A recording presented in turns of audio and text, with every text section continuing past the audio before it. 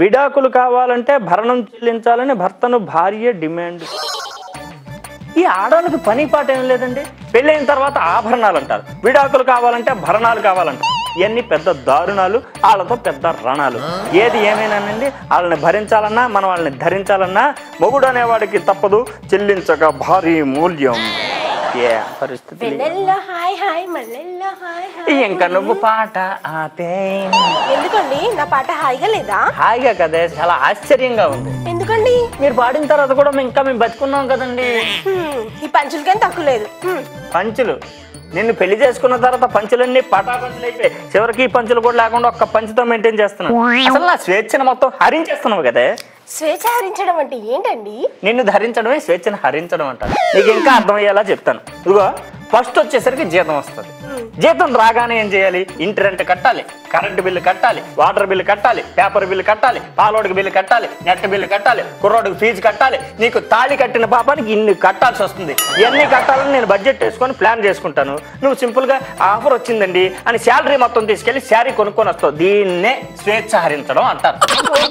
మీరు నన్ను ఎప్పుడు అర్థం చేసుకున్నారు కనుక. ఏంటిదే? నిన్ను నీ బాబుని అర్థం చేసుకోవడం ఎవడి వల్ల కాదే. మధ్యలో మా నాన్న ఎందుకు వచ్చారండి? మధ్యలో ఎక్కడొచ్చాడు? పెళ్లి టైం నుంచే ఉన్నాడు. అసలు పెళ్ళైన తర్వాత అప్పగింతల టైంలో కప్పగింతలు వేస్తూ జాగ్రత్తలు చెప్తుంటే పాపం నీకు జాగ్రత్తలు చెప్తున్నాడేమో అనుకున్నా. ఇగో ఈ రోజు అర్థం అవుతుంది నన్ను జాగ్రత్తగా ఉండమని చెప్తున్నాడని. రే నానా నానా నానా కొంచెం తుర్రు ఆపేనా? స్కూల్ నుంచేనా? కాదు, జైలు నుంచి డాడీ. చిన్నోడు కూడా చిన్న చిన్న పంచులు వేయడం మొదలు పెట్టేశాడు. వీడు నాకడికండి. అంటే నాకేం సంబంధం లేదట. మీరు ఊరుకోండి. అలా కాదురా, స్కూల్లో ఏం చేసావు?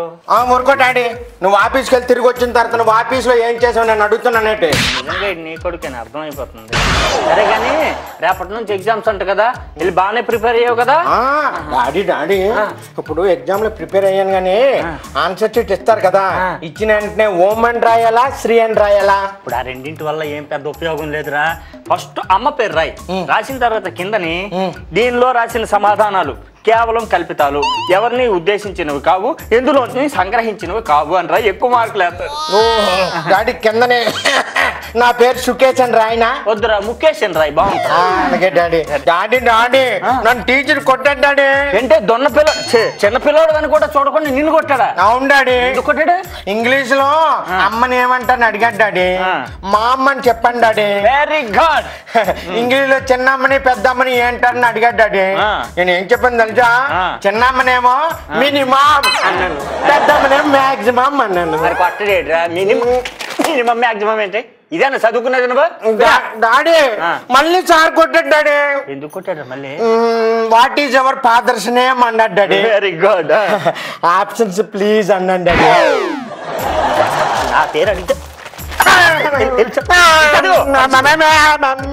ఆప్షన్స్ అంటే డాడీకి ఆప్షన్స్ నువ్వే నేర్పేవాడికి. ఇలా పంచాడు. సినిమా చూసినట్టు నన్ను చూస్తామంటే ఇలా చదివించు.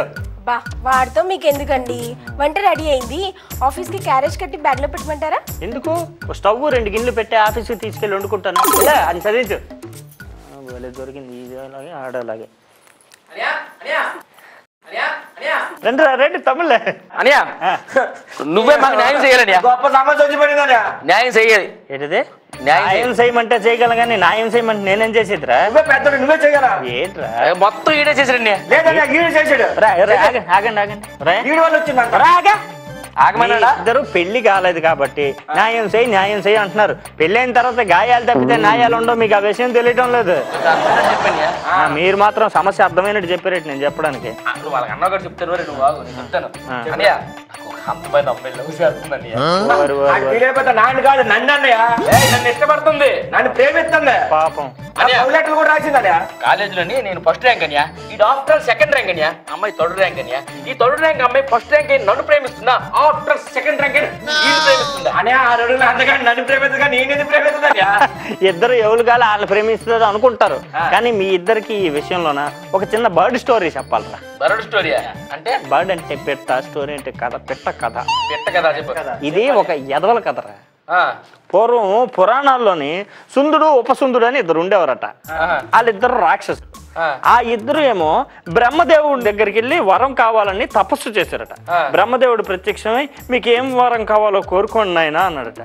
మాకు ఎవ్వరి చేతిలోనే సావుకు ఉండకూడదు స్వామి, మా ఇద్దరు ఒకడు చంపుకొని చచ్చిపోయేటట్టు మాత్రమే వరం ఇవ్వండి అని దండం పెట్టుకున్నారట. తదాస్తు అన్నాడట ఈయన. అనేసరికి ఇక నాడు మామూలుగా ముల్లోకాలు మొత్తం వాళ్ళ కలోలం చేసేస్తుండేడట. రాక్షసులు ఇంకెవరు చంపడం లేదు కదా వాళ్ళిద్దరిని. రాక్షసులు కదా అంటున్నాడు. ఒరే అప్పట్లో రాక్షసులే, ఇప్పట్లో ఎదవలు అంటారా, జస్ట్ గ్యాప్ అంతే. అయితే వాళ్ళిద్దరు వాళ్ళకి ఇంక అడ్డులేదు కదా, వాళ్ళిద్దరే చంపుకోవాలి కదా. ఇంకా ముల్లోకాలు మొత్తం వాళ్ళ కలోలం చేసేస్తున్నారట. ఆ ఇంద్రుడు ఉన్నాడు కదా పెద్ద ఆయన బ్రహ్మదేవుడు కంప్లైంట్ ఇచ్చాడట. ఏంటి ఇలా కొంపలు ముంచేస్తున్నాడంటే, ఒరే వాళ్ళిద్దరు ఎవ్వరి చేతిలోనే చావరు, వాళ్ళ కొట్టుకోవాలి, కాబట్టి మీరు అలాంటి ప్లానింగ్ ఏదైనా చేయండి, వాళ్ళు కొట్టుకున్నట్టు, అలాగైతే దరిద్రం వదిలిపోద్ది అన్నాడట. ఇంద్రుడు మాస్టర్ ప్లాన్ కదా, పెద్ద ప్లాన్ వేసేసి అక్కడ పాపలు ఉంటారు కదా, రంభా ఊర్వశి మేనక, వాళ్ళని పంపించాడట. మీరు వెళ్ళి మెల్లి గెలకండి అని. గెలికాడు. ఒరే నా కోసం వచ్చారంటే నా కోసం వచ్చారు, నా కోసం వచ్చారు, నా కోసం వచ్చారు, వీళ్ళిద్దరు కొట్టుకొని ఇద్దరికిద్దరు చచ్చిపోయారు. దీన్ని బట్టి మీకు ఏం అర్థమైంది? చెప్తున్నామని మాకు అర్థమైంది. దానికి సంబంధం మాకు చెప్పాల్సింది మాకు చెప్పు. అదే చెప్తాను రా, మీకు ఈ కథకి చాలా పెద్ద లింక్ ఉంది. ఇప్పుడు ఆ అమ్మాయి ఫస్ట్ ర్యాంక్ రావాలంటే ఫస్ట్ ర్యాంకులోనున్న ఈడు, సెకండ్ ర్యాంకులోనున్న నువ్వు, థర్డ్ ర్యాంకులోనున్న అమ్మాయి ఫస్ట్ ర్యాంక్ రావాలంటే మీ ఇద్దరు తప్పవాలి కదా. అందుకని మీ ఇద్దరి కాన్సన్ట్రేషన్ చెడగొట్టేసి మిమ్మల్ని సంకనాకించేసింది, అది లెక్క.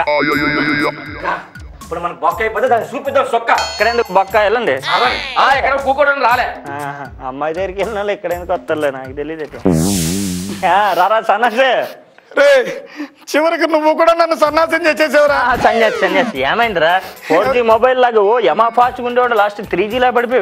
ఏం చేస్తావురా, 2G ఇన్స్ట్రుమెంట్ లాగా అంతకంటే ఇక్కడికి పర్మిట్ చేయట్లేదు. అరే కష్టం ఏమొచ్చిందో చెప్పరా అసలు నీకు? నాకు కష్టం వచ్చింది కాబట్టి దగ్గరికి వచ్చాను. ఏదో రకంగా ఏదో ఒకటి చేసి నువ్వే ఒక నాకు మంచి సలహా ఇవ్వాలి. నీకు ఇప్పుడు సలహా కావాలా? ఎక్కడికి? మా ఆవిడని అడగలరా ఏ విషయమైనా? ఊరుకోరా జోకులు నువ్వును. జోకులా? పెళ్ళయ్యే వరకు పెళ్ళైన తర్వాత ఎన్ని ఆగిపోయాయి. పుణ్యం ఉంటుందిరా, ఇది ఏది కాదు. కానీ నువ్వు ఏదో ఒకటి చేసి మా ఆవిడని నేను కంట్రోల్లో పెట్టుకునేట్లాగా ఒక మంచి సలహా ఉంటావరా? కంట్రోల్లో పెట్టుకోవాలి, నువ్వు నన్ను అడుగుతున్నావా? లాస్ట్ ఛార్జర్ వచ్చి పవర్ బ్యాంక్ తో చెప్పుకున్నట్టు ఉన్నాయి కష్టాలు. నువ్వు ఏం చేసేసిరే, నువ్వు నాకు సలహా ఇస్తే నేను ఎక్కడి కదలంటే. సలహా ఇవ్వడం అంటే కష్టంగానే టిప్స్ ఇస్తాను నీకు. నీకు దండం పెడతాను రా, ఈ టైంలో చిప్స్ ఏంట్రా? చిప్స్ కాదురా, తిండిపోతే టిప్స్ అంటే అంటే చిట్కాస్. అవునా? అయితే తొందరగా ఇచ్చి వెళ్ళిపోతాను. తిరుపతి ప్రసాదం అనుకుంటే కదా. అరే మీ ఆవిడని డామినేట్ చేసి నువ్వు హెవీగా మాట్లాడగలవా? ఏం మాట్లాడుతున్నావు నువ్వు? అసలు నేను మా ఆవిడని డామినేట్ చేయగలిగితే నీ దాకా ఎందుకు వస్తాను రా సలహా కోసం? పోనీ కొట్టగలవా? కొట్టడా? అమ్మా ఆవిడ నన్ను రోజు కొడుతుంది, ఎవరికి చెప్పుకోలేకపోతున్నాను. నాతో చెప్పుకున్నావు కదా, ఆలోచిస్తాను. పోనీ మంత్లీ ఒక 2-3 గిఫ్ట్లు కొని ఇవ్వగలవా? అలా గిఫ్ట్లు ఇచ్చుకుంటూ పోతే నేను ఓటర్ లిస్ట్ లో మిగలను. పోనీ చంపేస్తావా? చెప్పేసావురా, అక్కడికి ఏదో అమ్మ ఆవిడ ఇక్కడికి తీసుకురామన్నంత ఈజీగా చెప్పేసావేంట్రా? ఏమి నువ్వు చేయలేవంటే ఒక పని చేయరా, ఇప్పుడు ఆఫీసులో పని చేస్తున్నావు కదా, మీ హయ్యర్ అఫీషియల్స్ మీటింగ్ ఏదైనా పెట్టారనుకో, వెళ్ళినప్పుడు సెల్ ఫోన్ ఏం చేస్తావు? ఏం చేస్తాను, సైలెంట్ బోర్డ్ లో పెట్టి పక్కనెట్టేస్తాను కదా. మీటింగ్కి వెళ్ళినప్పుడు సెల్ ఫోన్ సైలెంట్ లో పెట్టి, మీ ఇంటికి వచ్చినప్పుడు నువ్వు సైలెంట్ లోకి వెళ్ళిపో అంతే. నువ్వు సూపర్ రా, ఎలా చెప్పావురా? మనం చేసేది అదే కదా. మరి వస్తాను రా. అరే అన్నట్టు మొన్న కృష్ణా పుష్కరాలకు వెళ్ళినప్పుడు చెల్లెమ్మ నదిలో పడిపోయిందని విన్నాను. పడిపోవడం కదా, దానికి ఈత రాదని. మరి బయటకు వచ్చిన తర్వాత దొరుకుతాం, పారిపోలేదు.